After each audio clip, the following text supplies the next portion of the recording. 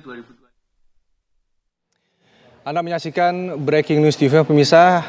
Mahkamah Agung akan memberikan keterangan pers terkait dengan kasus yang menjerat Ketua Hakim Pengadilan Negeri Jakarta Selatan. Kita akan simak bersama pernyataan dari Mahkamah Agung.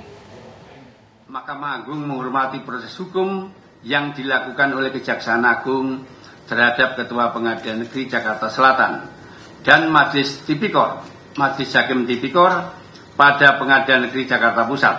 Sepanjang itu tertangkap tangan karena hakim dapat dilakukan tindakan penangkapan dan penahanan atas perintah Jaksa Agung dengan persetujuan Ketua Mahkamah Agung. Pasal 26 Undang-Undang Nomor 2 Tahun 1986. Kita semua wajib menghormati asas praduga tidak bersalah selama proses hukum berlangsung. Hakim dan panitera yang telah ditetapkan sebagai tersangka dan dilakukan penahanan akan diberhentikan sementara. Jika telah ada putusan yang berkekuatan hukum tetap, akan diberhentikan tetap. Perkara CPO di Pengadilan Tipikor pada Pengadilan Negeri Jakarta Pusat adalah terkait dengan 3 perkara yang masing-masing terregister pada tanggal 22 Maret 2024 dalam perkara nomor 39441 Pitsus TPK-2024 PN Jakarta Pusat dengan terdakwa korporasi yang tergabung dalam Permata Hijau Group, Wilmar Group, dan Musim Mas Group. Perkara tersebut ditangani oleh majelis yang sama dan telah diputus pada tanggal 19 Maret 2025 dan pada tanggal 27 Maret 2025 penuntut umum telah mengajukan kasasi. Majelis Hakim yang terdiri dari D sebagai ketua majelis dengan hakim anggota adalah ASB dan AM telah menjatuhkan putusan yang pada pokoknya menyatakan para terdakwa terbukti melakukan perbuatan yang didakwakan kepadanya sebagaimana didakwakan dalam dakwaan primer maupun subsidiar penuntut umum, akan tetapi perbuatan itu bukanlah merupakan suatu tindak pidana.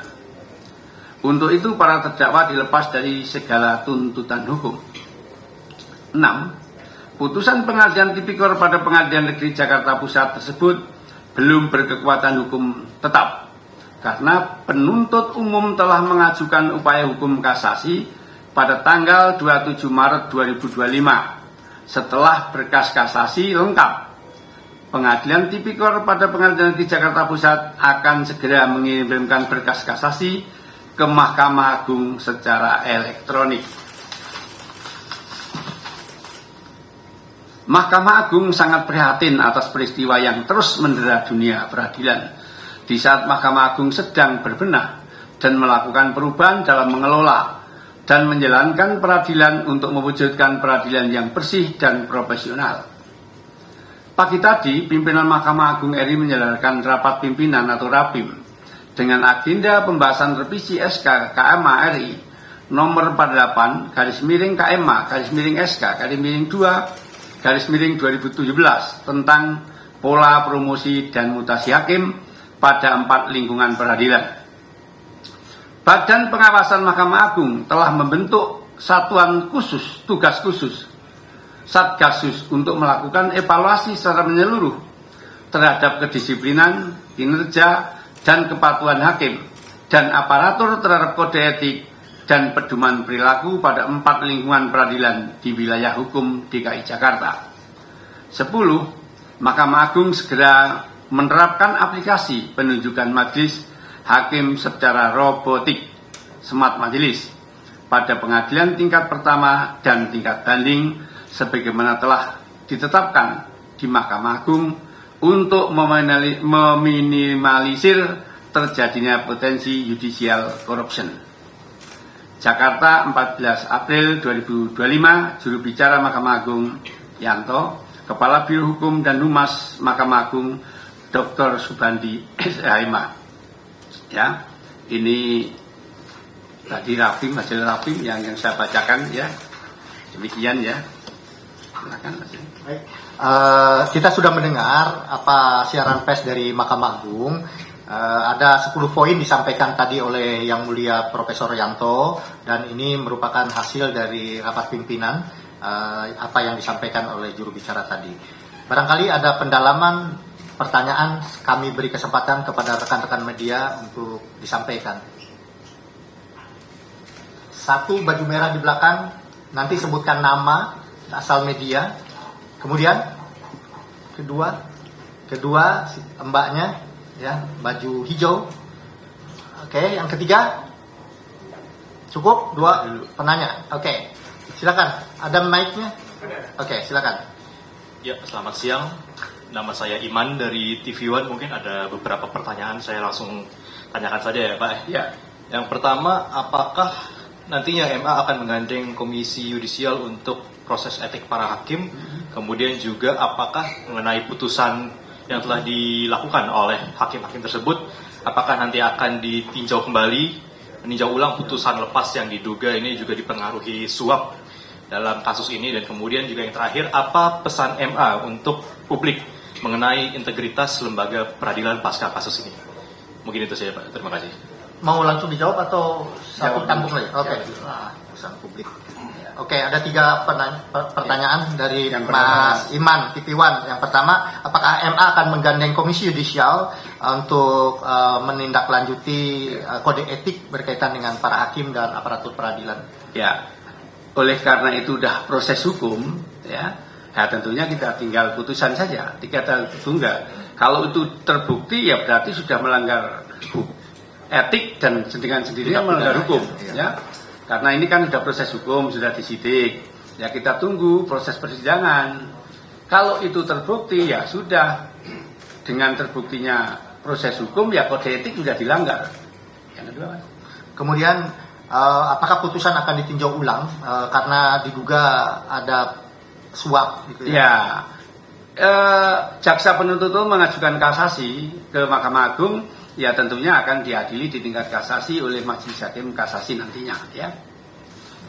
Yang ketiga, bagaimana pesan Mahkamah Agung untuk publik berkaitan dengan integritas Mahkamah Agung, ya, hakim dan aparatur ini? Berkali-kali pimpinan Mahkamah Agung, ya, intinya Yang Mulia Pak Sunarto berkali-kali dan intinya selalu mengingatkan untuk tidak transaksional dan memberi contoh untuk hidup sederhana, ya toh. Beliau juga kalau ke daerah nggak mau lagi disediain VIP room, kemudian kalau kunjungan dekat selalu dia rombongan pakai AS, ya toh. Untuk mengurangi juga pengawalan dan sebagainya. Ya itu, jadi kalau Mahkamah Agung nggak intinya, ya pengawasan juga pengawasan Komisi Yudisial, pengawasan Bawas, PT, PN melekat, Siwas, itu Mas, ya. Satgasus tadi sudah dibentuk, mulai besok mulai bisa dilihat baju-baju Bawas, Satgas sudah beroperasi di PN. Ya. Oke, itu tambahan. Kemudian Mbak, silakan sebutkan nama dan asalnya.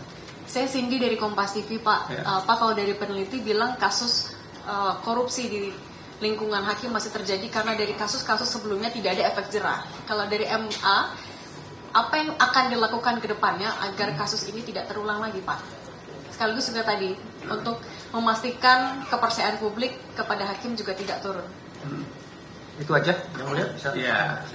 Yang dilakukan ke depan, ya sebetulnya kalau dari tadi ditanyakan dari segi pengawasan, kita punya 5 pengawasan kan, mulai di KJ, Bawas, Polpes ke depan KPT, kemudian pengawasan melekat oleh ketuanya, kemudian Siwas itu masyarakat juga, ya.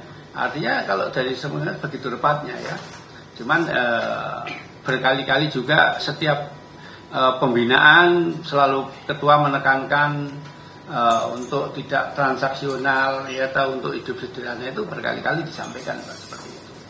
Nah, kedepannya tadi juga penunjukan majelis dilakukan secara robotik, ya, smart majelis, ya. Ini kalau di MA udah mulai, ya, udah dimulai smart, jadi udah mesin yang menentukan. Tapi ini ternyata tadi dari Rapim udah akan diberlakukan seluruh Indonesia, ya, melalui robotik, smart majelis. Ya. Oke, tambahan dari saya bahwa tadi sudah disampaikan oleh Yang Mulia Juru Bicara, poin ada 10 poin. Di situ memang kita berusaha menekankan integritas dan kepercayaan publik untuk memberikan kepercayaan publik. Di antaranya adalah mengenai pola promosi dan mutasi kita akan perbaiki. Bahkan akan ada evaluasi secara menyeluruh ke hakim dan aparatur pengadilan di tingkat di wilayah PT DKI dan pengadilan agama juga ya. Jadi ini poin-poin tadi sudah sampaikan, hanya menekankan saja. Ada lagi pertanyaan? Ya, pemirsa, itu tadi pernyataan dari Yanto, juru bicara Mahkamah Agung yang mengenai kasus dugaan suap yang menjerat Ketua Pengadilan Negeri Jakarta Selatan, Muhammad Arief Nurianta. MA menyatakan akan mendukung sepenuhnya upaya dari Kejaksaan Agung dalam kasus korupsi ini. Hakim yang terlibat akan diberhentikan sementara menunggu keputusan tetap dari pengadilan. Dan pemirsa, demikian Breaking News TV One. Apa kabar Indonesia yang akan kembali dilanjutkan saat lagi, tetaplah bersama kami.